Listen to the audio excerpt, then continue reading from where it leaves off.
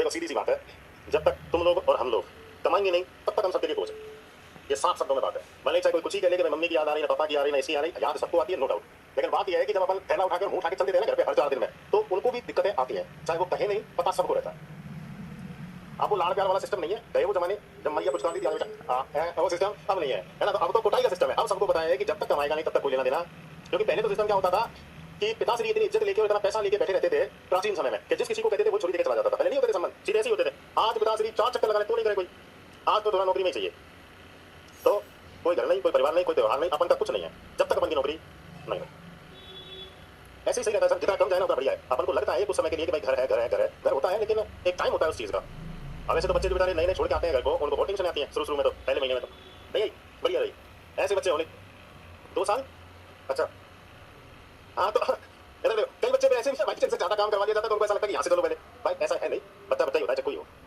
बाकी तुम घर वाले का ज्यादा टेंशन मत लिया करो। घर तो तुम जब जाया करो तो घर वाले 5 बार फोन करें, आलू ले लो आलू, कांदा ले लो कांदा।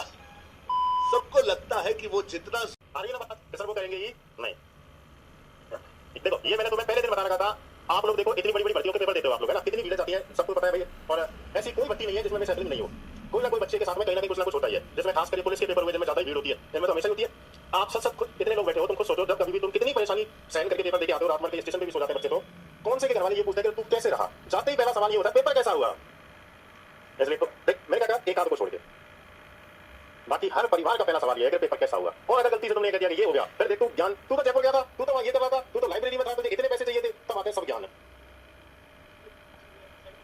बस ये सीधी बात है। इसलिए ध्यान रखो इन चीजों का। घर का कोई सिस्टम नहीं है, जब तक नौकरी नहीं कोई करनी है। इधर देखो जलालुद्दीन, मेरी तो नहीं सुन रही कोई, अरे मेरी लग जाए लंका कर जाके। इधर देखो यार यूट्यूब का मामला बहुत खराब है। जलालुद्दीन खिलजी ने 1290 में जब जाहिंदुर पर आक्रमण किया, उस समय सेनापति कौन है पूछ रहा है। देखो कौन सा दुर्ग है, जाहिंदुर। इस जाहिंदुर को अपन कहते हैं रणथंभौर दुर्ग की कुंजी।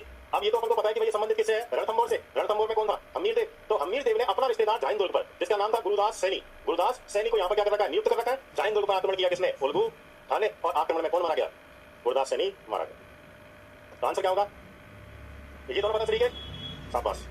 देखो जलालुद्दीन खिलजी के रणथंभौर के चौहान अभियानों का वर्णन कहां पर मिलेगा, मिफ्ताह उल फुतूह में, तारीख फिरोजशाही में, और दोनों में, और वीर विनोद में, दोनों में मिलेंगे ना। भाई सीधी सी बात है। तुमको एक चीज मैंने बिल्कुल तुक्का लगाना सिखा दिया कि मुस्लिम की बात, मुस्लिम अगर कोई मुस्लिम की बात हो रही है और पॉजिटिव बात है, नेगेटिव नहीं पॉजिटिव, तो डेफिनेट उसको लिखने वाले कौन होंगे, मुस्लिम। और अगर मुस्लिम के लिए कोई नेगेटिव लिख रहा है तो हिंदू। खिलजी के रणथंभौर के चौहान अभियानों का क्या मिलना चाहिए। अब अगर हमारी नजर से देखें तो हम तो सीधे क्या कहते हैं, क्लास में 2 बार कुट के गया था।